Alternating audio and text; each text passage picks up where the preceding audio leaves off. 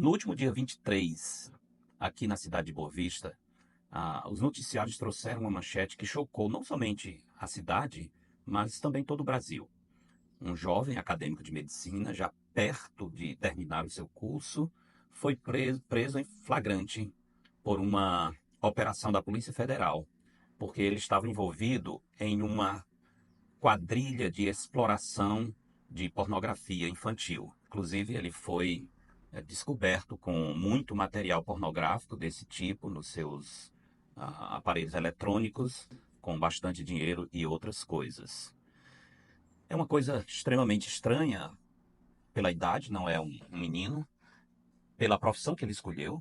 Ele seria ou será, eu acho que ele deveria não ser mais, mas infelizmente há meios de contornar isso, mas ele escolheu uma profissão em que pessoas iriam procurá-lo para receber ajuda em momentos de fragilidade. Quando vamos ao médico, nós colocamos a nossa vida nas mãos dele.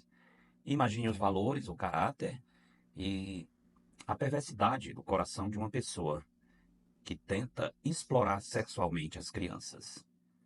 Infelizmente, esse é um fenômeno que não só está se espalhando aqui no Brasil, mas nos Estados Unidos, inclusive, tem sido motivo de grande preocupação entre famílias cristãs também, não somente famílias que estão fora da igreja, a ponto de que tem havido uma grande incidência de suicídio entre garotos e garotas que caíram nessa armadilha. Eles chamam o golpe em inglês de sexploitation. É uma mistura da palavra sexo e exploração, exploitation em inglês. Aí eles chamam de sexploitation. Então esse crime tem levado muitas crianças, adolescentes ao suicídio, porque quando esses bandidos pegam esse material com imagens pornográficas que os adolescentes, as crianças enviaram, eles começam a explorá-los, pedindo que depositem dinheiro nas suas contas, ou do contrário, eles vão mostrar esse material aos pais, aos colegas, enfim.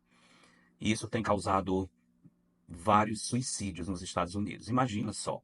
Não ficaria admirado se estivesse já acontecendo também no Brasil. Graças a Deus por essa ação da polícia que conseguiu interromper pelo menos essa quadrilha que estava promovendo esse tipo de crime. Meus irmãos, amigos, a grande preocupação e o que eu gostaria de chamar a sua atenção não é tanto para o fato em si, que é horrível, é muito triste, mas como nós, pais, deveríamos reagir se por acaso um dos nossos filhos for envolvido em uma trama maligna dessa natureza. Por que que alguns meninos e meninas têm tirado a sua própria vida nos Estados Unidos? Com medo de encarar os pais. Eles ficam extremamente assustados com a reação que o pai vai ter, ou talvez com a reação muito forte da própria comunidade cristã a qual eles pertencem. Como é que os pais devem lidar com essa situação? Vamos partir do princípio que, por acaso, espero que não aconteça, mas vamos imaginar que aconteça com seu filho e você venha descobrir esse fato por algum meio de que o seu filho já foi explorado sexualmente e de que existe uma pessoa maligna de posse de imagens pornográficas em que o seu filho ou sua filha esteja envolvido e está querendo explorá-los por esse meio. Como um pai que teme ao Senhor deveria reagir? Primeiro conselho: você deve reagir com espírito de graça, de compaixão, assim como Deus reage aos nossos pecados com muita graça e compaixão.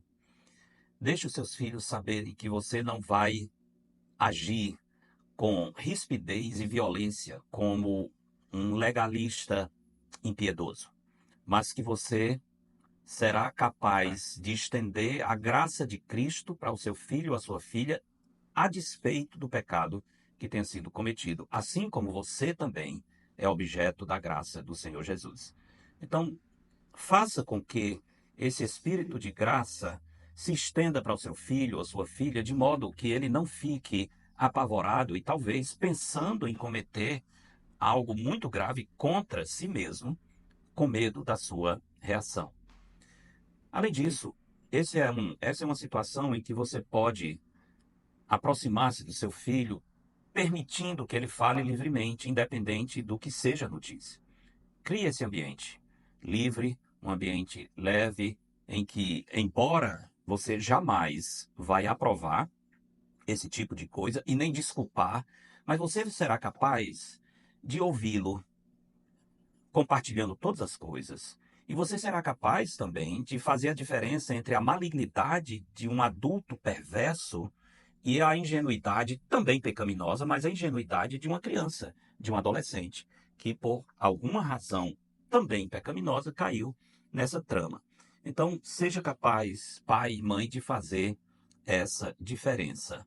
E faça o seu filho saber que você estará sempre ao seu lado para defendê-lo dessas pessoas malignas que estão tentando destruir a sua vida. Então, um ambiente de comunicação livre, onde o seu filho vai poder falar, mesmo sabendo que ele não vai receber o apoio para o pecado em si, mas poderá receber a graça do seu perdão e você não será o seu inimigo. Você vai estar junto dele para resolver o problema. Você pode muito bem dizer, meu filho, nós vamos juntos tratar, vamos confessar o pecado, mas eu sou adulto, eu sou seu pai ou sua mãe, e eu estou do seu lado para nós resolvermos esse problema juntos. E até sofrermos a vergonha juntos, se for preciso.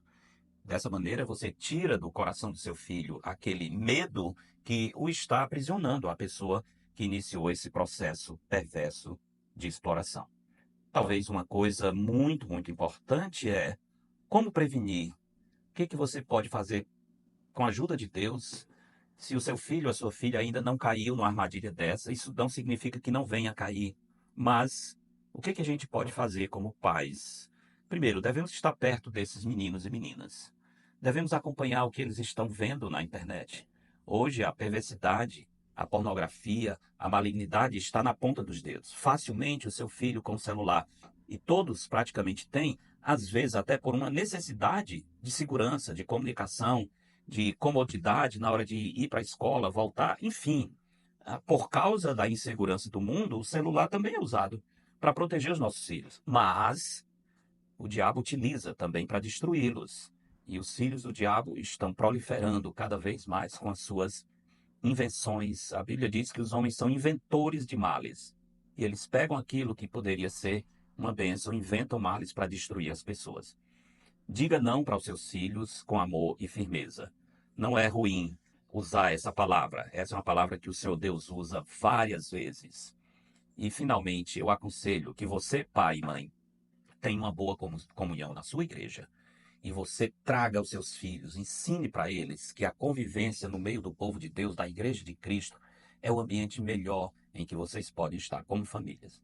Finalmente, um versículo da palavra de Deus que diz assim: Pais, não irriteis os vossos filhos, para que não fiquem desanimados. Tenhamos cuidado para não desanimar os nossos filhos, se por acaso eles forem aprisionados em uma situação dessa. Que Deus os abençoe.